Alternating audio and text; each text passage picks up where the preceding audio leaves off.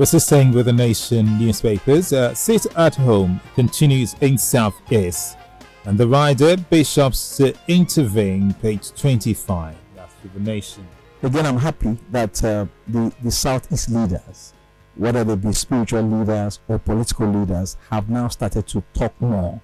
They've been talking all along, but maybe their voices have never been amplified. Could that be the reason why right this now. is festered, to this point? Well, part of the reason, because it looked like everybody was just, sitting back and just watching things go wrong. But now you can see meetings organized at the level of the Southeast Governors Forum, calling in religious leaders, traditional rulers, to come and talk about, because these people are our children, they are our sons. The man who kills somebody on the street has a father.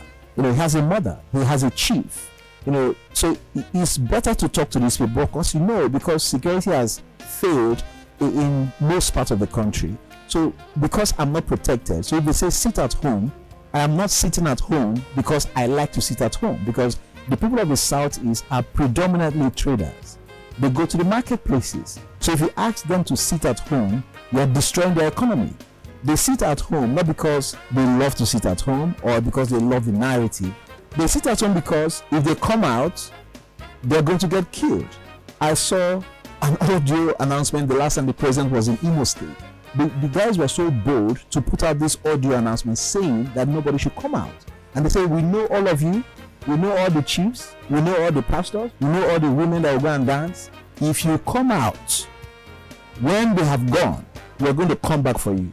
And of course, you can't have one policeman to everybody in the communities. When those people come out, when the president has gone and the major security he came with is no longer there, they go to these people's houses and hound them and kill them. But some people came out. Yeah, they came out, but not as they would have come out if there was no threat. So people are only staying at home because their lives are threatened. Not because, look, I'm a trader and you force me to stay at home against my will. I'm not going to get money at the end of the day. My children won't go to school. I won't be able to feed my family. So it's a no-brainer. It doesn't make sense. But I think we should look more at the security of lives and property in that region. And I can assure you, if the people feel more secured, they're not going to listen to that. Okay. I was actually going to ask you how long you think, the situation in that region, how long it would take before it eventually gets out of hand. Because with sit at home, killings and all of that, does it not look to you that, it's already out of hand. Things are out of hand already. You took the words right out of my mouth. It's already out of hand. I was actually going to ask you that. Where people are killed, like I listened to Governor Willie Obiano, he made some statements where he went to see President Muhammadu Buhari last week. Even though I thought he was insensitive in part of the speeches he made there. He said, just because 15 persons were killed, is that why you're asking for a state of emergency? Just because. That's insensitive. I don't support state of emergency in Anambra State because I think it's unnecessary. It's political to ask for that. But you don't say just because. One Nigerian life is important. Doesn't matter who the person is, whether the person is a professor, a medical doctor, an artisan, a trader, a fisherman, a farmer. A human being's life is irreplaceable. If you kill someone, you're never going to bring them back. Even killing someone who has killed somebody doesn't solve the problem. You only amplify the problem. Yes. So that's what you do, and that's one of the problems I have with the an law. eye for an eye. So they all want to go blind. Yes, So it's already out of hand. Where people are killed on the street. Look at Dr. Akuni was killed like a rat. How do you want his children to feel? Somebody whose wife almost gave her life, they wanted to kill the wife because of her services to the nation. And then you kill that kind of a man, and then the narrative is there now that it's a mistaken identity. So who did you want to kill in the first place?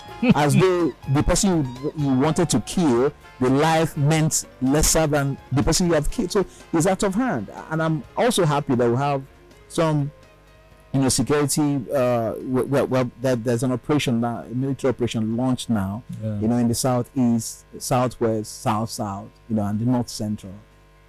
The army, they are there now, but of course, when these operations are done, sometimes innocent people are affected because these people are not policemen, they're not civil defense, they are soldiers.